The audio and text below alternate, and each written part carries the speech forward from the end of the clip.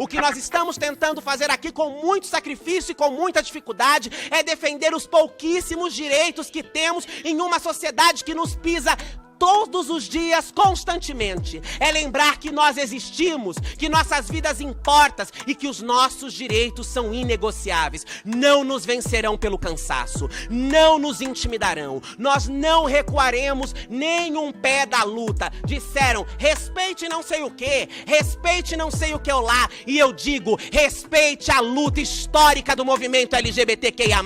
Respeite os nossos passos, respeite as nossas trajetórias que nos trouxeram até aqui e queiram... Essa voz é impossível não reconhecer, mas se você não conhece, me permita hoje te apresentar um tema importantíssimo para as diversas áreas e âmbitos da nossa vida. Hoje, nosso episódio é focado na política brasileira. As questões políticas no nosso país não são muito acessíveis para grande parte da sociedade. Mas nesse episódio espero te aproximar mais do nosso cenário e desse lugar que também é seu.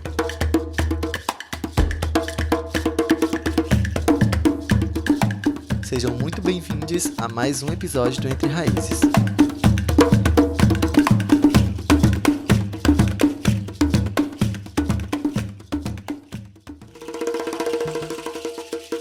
Olá, gente. Esse daqui é a entrevista com a Raquel Andrade. A gente precisa alcançar as pessoas, principalmente as pessoas que estão nas comunidades, na periferia da cidade, que é de onde eu vim, né? Sou Raquel Andrade, cria do Bom Jardim, advogada, mãe, servidora pública, ativista e sonhadora também é importante. E é isso, uma alegria enorme estar aqui, querido.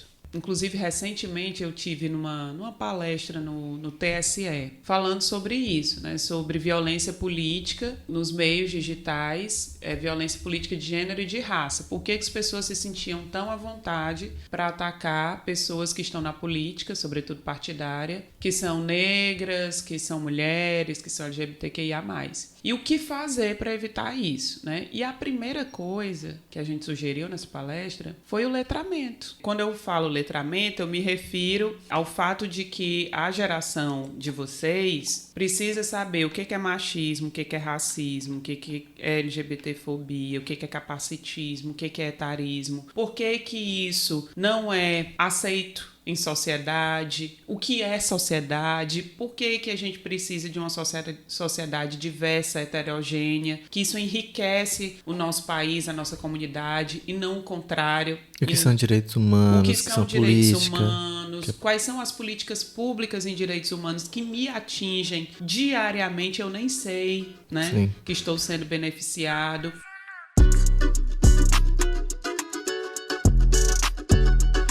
E hoje vamos falar sobre uma figura emblemática que tem quebrado barreiras no Brasil. Erika Hilton é um nome que ecoa na juventude brasileira como um sopro de esperança para muitos, já que se tornou sinônimo de resistência e representatividade. A minha infância é algo que eu me lembro com muito amor, com muita felicidade, porque eu tive uma infância feliz. Eu pude ser eu pude existir, eu era plena. Eu podia, tinha uma mãe maravilhosa, que minha mãe é tudo pra mim. E quando a religião entrou na vida da minha família, elas começaram a ser culpabilizadas. Que não é religião, eu gosto de separar, porque uma coisa é a religião e outra coisa é o fundamentalismo. E quando o fundamentalismo, fantasiado de religião, entra na minha casa, eles passam a culpabilizar a minha mãe, a todo mundo, e dizer: é assim porque não bateu, é assim porque criou sem pai, é assim porque deixou, e agora tem que salvar essa alma, tem que livrar do inferno, tem que livrar de Sodoma e Gomorra, da pombagira, do demônio e todos os absurdos que o fundamentalismo cria. E a partir desse momento, minha mãe é levada por um processo de lavagem cerebral, entra em desespero na tentativa de me curar. Só que, você pensa, uma criança que sempre pôde ser o que era, não vai ser reprimida naquele momento, E aí eu começo a me conectar com a externalização da minha identidade. Essas experiências moldaram sua visão de mundo e a motivaram a lutar não por si só, mas por todas que, como ela, são marginalizadas. A infância e juventude de Erika foram marcadas por dificuldades. Expulsa de casa aos 15 anos de idade, culpa do extremismo religioso, Érica morou na rua, recorrendo à prostituição como um meio de sobrevivência. Após 6 anos vivendo em situação de vulnerabilidade, foi resgatada por sua mãe, que lhe ajudou a concluir os estudos. E aí depois a minha mãe sozinha, maravilhosa, se dá conta do que havia feito, me busca, né? Não deixa de ser uma mulher que acredita em Deus, mas ela rompe com o fundamentalismo, rompe com a ideia da igreja. E a gente se resgata e eu tenho a possibilidade de estar aqui hoje. Porque se não fosse o resgate da minha mãe, se não fosse a minha mãe acordar sozinha, e eu acho isso, eu gosto de dizer isso muito, porque ela não acordou lendo textos militantes, ela não acordou participando de coletivos, ela acordou dentro da igreja ouvindo o que ela sempre estava ouvindo. E uma hora ela disse, não, se eu não amar minha filha, quem vai amar o que eu tô fazendo? Que Deus é esse? Desde muito jovem, ela se envolveu em movimentos de defesa dos direitos LGBTQIA+, e dos direitos humanos. Sua atuação começou na base, nas ruas, em projetos sociais que buscavam dar voz e visibilidade a pessoas trans e negras, historicamente silenciadas. Porque viver é político, né? Nascer é político. A partir do momento que você nasce uma pessoa negra ou mulher, ou na periferia, ou uma pessoa privilegiada, né? Num país tão desigual como o nosso, isso é político, né? Conviver em sociedade, estar inserido dentro de uma realidade tão diversa como é a realidade brasileira, em vários aspectos sociais, econômicos, culturais, é resultado dessa política numa concepção de que quando eu estou omisso, por exemplo, diante da realidade política, eu estou me posicionando politicamente pela omissão. Quando eu decido ser um agente de transformação dessa realidade, eu estou me manifestando, eu estou escolhendo ser politicamente ativo. Érica não apenas participou, mas liderou campanhas importantes, tornando-se uma referência na luta contra a violência e pela igualdade de direitos. Esses primeiros passos no ativismo foram fundamentais para sua entrada na política.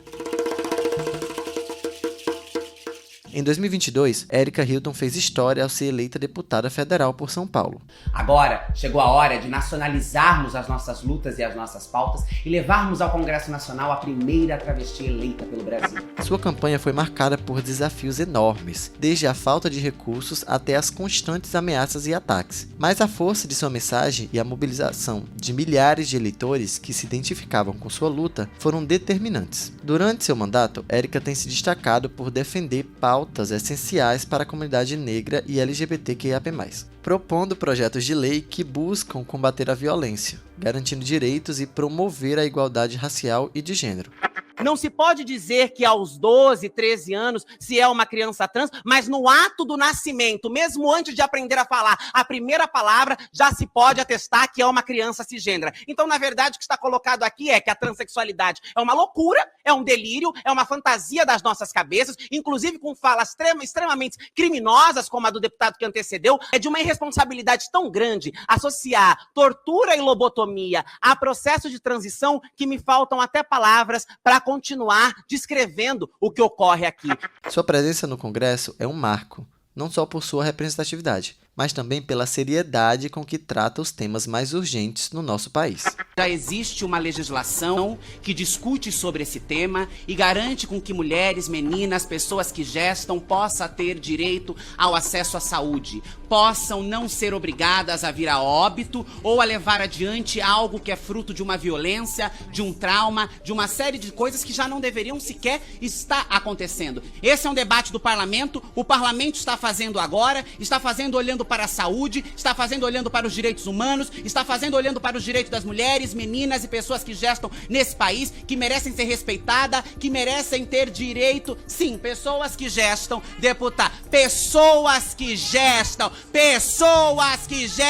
goste a senhora ou não e respeite a minha fala. Este debate fantasiado de defesa da vida não cola mais. Já está superado. Inclusive, na semana passada, acontecia nesta casa a cassação de um deputado envolvido em mandar matar, ceifar uma vida, e os mesmos que defendem a vida agora se omitiram, votaram pelo não. Quais vidas importa? Agora, se essa vida é negra, se essa vida é trans, se essa vida é LGBT, se essa vida é pobre na periferia, aí ela não importa. Nos poupe do cinismo, nos poupe dos malabarismos retóricos. Respeite a Constituição, respeite a lei e deixe que esse debate de fato aconteça dentro do parlamento e não com o Conselho Federal. Obrigada, presidente. Em 2021, Érica foi reconhecida como Generation Generation Change, o prêmio promovido pela MTV durante o Europe Music Awards.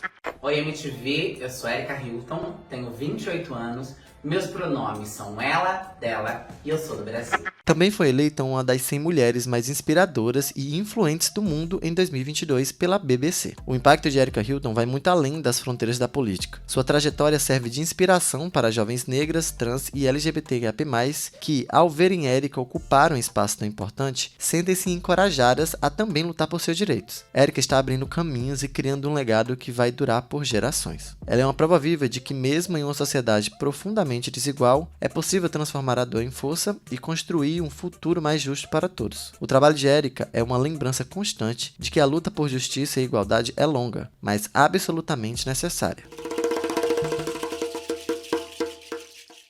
O que a nossa guerra às drogas no Brasil faz é enriquecer quem faz vista grossa, né, para o comércio, para a comercialização, para o narcotráfico, trazer uma violência inimaginável para as periferias da cidade e, com balas perdidas, começar o genocídio dessa população. Esse ano, uma série de crianças foi baleada em troca de tiroteio, em ação de invasão de comunidade por polícia ou em perseguição de narcotraficante pela polícia, né? Agatha Félix tinha 8 anos e foi brutalmente assassinada com uma bala perdida nas costas dentro de uma perua escolar. E eu peço agora que a gente, talvez, antes de continuar a discussão da guerra às drogas, se pergunte o que teria acontecido se o filho de um juiz no Jardim Europa, em São Paulo, tivesse tomado um tiro de uma bala perdida de um policial nas costas numa perua escolar, no Jardins, o filho de um juiz branco, rico. O que será que teria acontecido? A polícia brasileira tem suas raízes e existem desde o período colonial, quando o principal objetivo das forças de segurança era controlar a população escravizada e reprimir revoltas. A lógica repressiva, direcionada principalmente às classes mais baixas e à população negra, perpetuou-se ao longo dos séculos. A abolição da escravatura em 1888 não foi acompanhada de políticas de inclusão social, e muitos dos ex-escravizados continuaram marginalizados, sendo frequentemente alvo da repressão policial. Guilherme Boulos tem um papel importante nas lutas das minorias no Brasil, e deu uma entrevista no Manhattan Connection, onde respondeu pergunta de Pedro Andrade acerca da violência policial contra negros no Brasil. Porque da mesma forma que há um racismo forte no país e nas polícias nos Estados Unidos, há também aqui no Brasil. Diariamente, jovens negros são assassinados por uma orientação política para as forças de segurança, por um modelo de policiamento que é ultrapassado. Hoje, lamentavelmente, existe um morticínio, um extermínio da juventude negra nas periferias. Teve o caso do George Floyd, que ganhou ampla visibilidade internacional até pela reação que teve, mas a gente podia lembrar aqui o caso do músico Evaldo, no Rio de Janeiro, que foi assassinado com 80 tiros pelas Forças Armadas, ou do jovem João Pedro, de 8 anos de idade, se eu não me engano, também morto numa ação policial, ou o caso que aconteceu em Porto Alegre, que também chocou o país dentro do mercado Carrefour. Enfim, é preciso enfrentar o racismo estrutural no Brasil, inclusive na forma de atuação policial. A política tem um papel de extrema importância na recuperação dessa possibilidade de uma vida justa para a população negra e LGBTQIA+. E já que estamos falando de políticas sociais, vamos falar dessa mulher foda na política brasileira. Ela não podia ficar de fora. Um exemplo de luta, de resistência, virou o símbolo nacional e segue fazendo barulho até os dias de hoje. Eu hoje estou como vereadora do Rio, sou vereadora pelo PSOL, presidenta da Comissão da Mulher, mas sou favelada de origem. Sou nascida e criada na Maré, tenho uma formação na sociologia. Marielle Franco, uma socióloga, ativista e vereadora, teve um impacto duradouro nas políticas do Brasil. Vem comigo entender um pouco mais da história de Marielle. Vocês querem nos matar, nos controlar, vocês não vão nos calar. Mesmo sangrando a gente vai tá lá, pra marchar e gritar. Eu sou Marielle Cláudia, eu sou Marisa, eu sou a preta que podia ser sua filha. Solidariedade, mais empatia, o povo preto tá sangrando todo dia. Eu não aguento mais viver oprimida. Ela nasceu em 27 de julho de 1979, no Complexo da Maré, uma das maiores e mais desafiadoras favelas do Rio de Janeiro. Filha de Marinete da Silva e Antônio Francisco, ela cresceu em meio às dificuldades econômicas, mas também em um ambiente rico em cultura e solidariedade. A juventude de Marielle foi marcada pela experiência direta com a violência policial e a falta de acesso a serviços públicos de qualidade. Essa realidade a influenciou profundamente, inspirando sua futura militância. Marielle ingressou no curso de Sociologia da PUC-Rio. Determinada a mudar as condições de vida de sua comunidade, Marielle ingressou no curso de Sociologia da PUC-Rio, com uma bolsa de estudos. Mais tarde, ela concluiu um mestrado em Administração Pública na Universidade Federal Fluminense, onde sua dissertação abordou a militarização da segurança pública e suas consequências. Foi triste, chocante e elucidador quando, em um dos episódios mais marcantes de sua trajetória nas ciências sociais, na aula de metodologia de pesquisa do professor Paulo Jorge, abriu o mapa da maré no quadro e descreveu emocionada a morte de sua amiga do bairro e da vida, que havia acabado de entrar para a universidade. Mais uma violência que aos nossos ouvidos não ecoaria até então. Ceifou o sonho de sua grande amiga. Marielle, então, questionou naquele momento qual era o sentido de apresentar estudos e pesquisas que não salvassem vidas.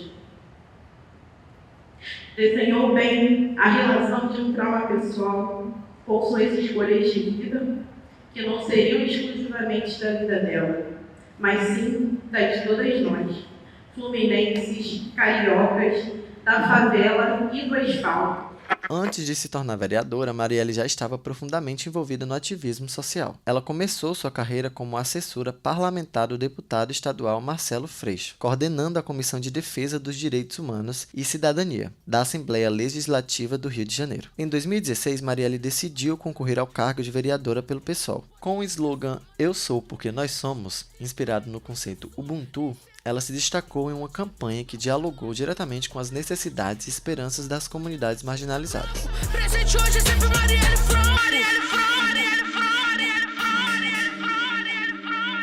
Só que a Marielle, ela não foi só isso. Você sabia que a Marielle, quando presidente da Comissão de Direitos Humanos, lá no Rio, né, na Câmara, ela atendia policiais na comissão, tem os registros, ela atendia policiais ameaçados. Ela atuava na proteção também de policiais ameaçados. Ela não só denunciava abuso de poder ou de autoridade, mas ela acolhia por meio da comissão, né, institucionalmente, policiais que eram ameaçados, dentro ou fora, né, do seu ambiente de trabalho. A figura da Marielle se torna um símbolo de luta contra a violência política contra todas as mulheres. A gente observa no saldo das últimas eleições um aumento da presença de mulheres na sua diversidade, né? Ocupando o parlamento. Isso é uma resposta da sociedade. Isso é um legado da Marielle, é um legado das que vieram antes. Eleita com mais de 46 mil votos, Marielle foi a 5ª vereadora mais votada do Rio de Janeiro. Seu mandato foi pautado por temas como o direito das mulheres, especialmente das mulheres negras, combate à violência policial, direitos LGBTQIA+, e políticas públicas para as periferias. Ela foi relatora da Comissão Especial sobre a Intervenção Federal na Segurança Pública do Rio de Janeiro, onde criticou abertamente a militarização da segurança pública. O Brasil está em choque com a notícia de uma barbárie e exige uma resposta. Quem executou a vereadora Marielle Franco e o motorista Anderson Gomes no Rio de Janeiro? Os crimes mobilizaram autoridades e repercutiram no mundo. Na fatídica noite de 14 de março de 2018, Marielle Franco foi assassinada em uma emboscada no bairro do Estácio, no Rio de Janeiro. Seu motorista, Anderson Gomes, também foi morto. O crime ocorreu logo após Marielle sair de um evento chamado Jovens Negras Movendo Estruturas, onde ela discutiu temas de racismo e empoderamento feminino. Na Câmara, só um dado rápido, antes da gente entrar, foram 10 anos antes com a Jurema. E 10 anos antes da Jurema, a Benedita. A gente não pode esperar mais 10 anos ou achar que eu estarei ali por 10 anos. Negra, feminista, popular, defendendo as mulheres lésbicas, defendendo as identidades trans, falando das mulheres de terreiro. A brutalidade do crime, somada ao perfil político de Marielle, gerou indignação e protestos em todo o Brasil e no mundo. Dezenas de milhares de pessoas saíram às ruas exigindo justiça e respostas. A Câmara Municipal da cidade acordou ainda com as marcas da dor que os assassinatos da vereadora Marielle Franco e do motorista Anderson Gomes causaram. Pedidos de justiça e fim da intervenção e da Polícia Militar foram pichados por toda a extensão da Câmara. A cerca de 700 metros do local, na Praça Maria Lago, pessoas ligadas ao PSOL, partido da vereadora, e também familiares de Anderson se reuniram em um momento de indignação e comoção. Somente em março de 2019, 2 suspeitos foram presos. Rony Lessa, um ex-policial militar, acusado de ser o atirador, e Écio Vieira de Queiroz, acusado de dirigir o carro usado na emboscada. Lessa foi condenado a 78 anos e 9 meses de prisão, enquanto Écio foi sentenciado a 59 anos e 8 meses. Essas condenações representam um passo significativo para a justiça, mas o caso também revelou conexões políticas. No mesmo ano, alguns meses antes do atentado, em março, os irmãos Domingo Brazão, ligado ao Tribunal de Contas, e Chiquinho, ex-deputado federal, foram presos por envolvimento no mandato de morte de Marielle Franco. Vale destacar que, um dia antes do crime, Rivaldo Barbosa, ex-chefe da Polícia Civil e uma figura próxima da família de Marielle, assumiu o cargo. Atualmente ele está sendo investigado por suspeitas de obstrução nas apurações do caso e por participação direta no mandato.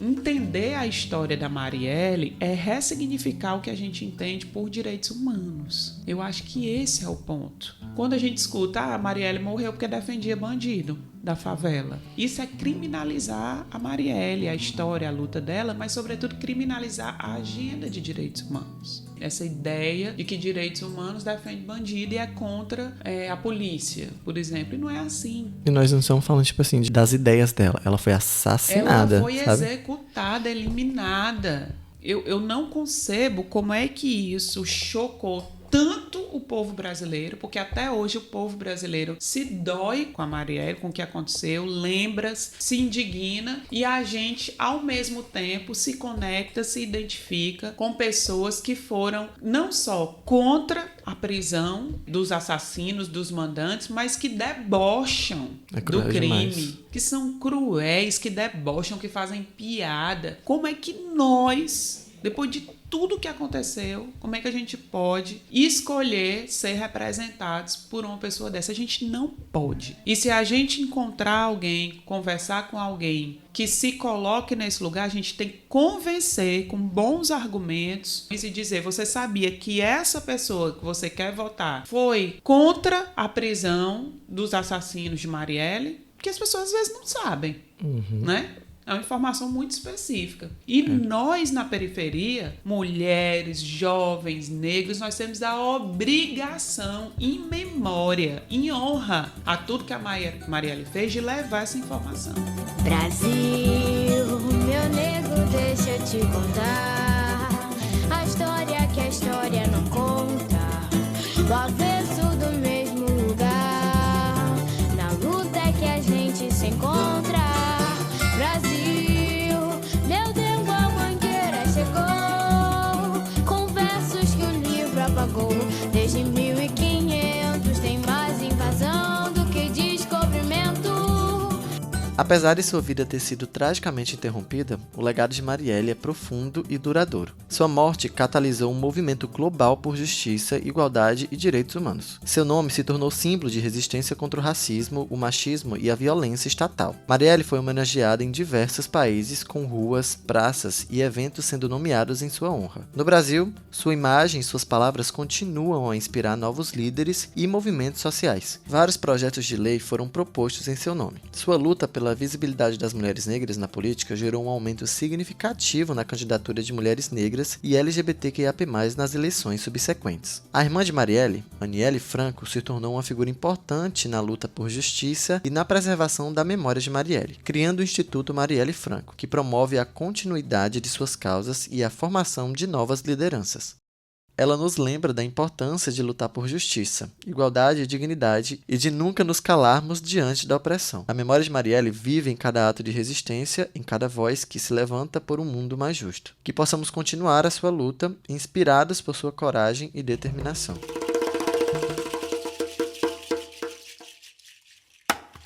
Como já falado aqui, entendemos os impactos da violência social contra a comunidade LGBTQIA+.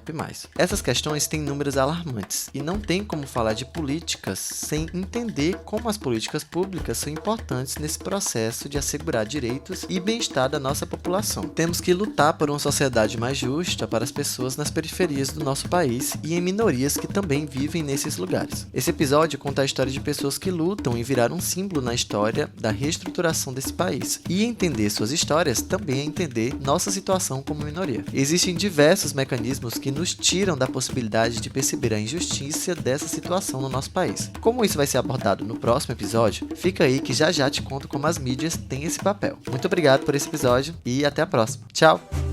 Brasil, meu nego, deixa eu te contar a história que a história não conta, o avesso do mesmo lugar, na luta que a gente se encontra. Brasil, meu nego, a mangueira chegou, com versos que o livro apagou. Desde 1500 tem mais invasão do que descobrimento. Tem sangue retido, pisado atrás do herói emoldurado. Mulheres, tamanhos mulatos. Eu quero um país que não tá no retrato. Brasil, o teu nome é dançar. Graças a Deus, tua cara é de Cariri. Não veio do céu nem nas mãos de Isabel a liberdade. É o dragão no mar de Aracati. Salve! Salve os caboclos de julho, quem cor de aço nos anos de chumbo. Brasil, chegou a vez de ouvir as Marias, Marielles, Malê.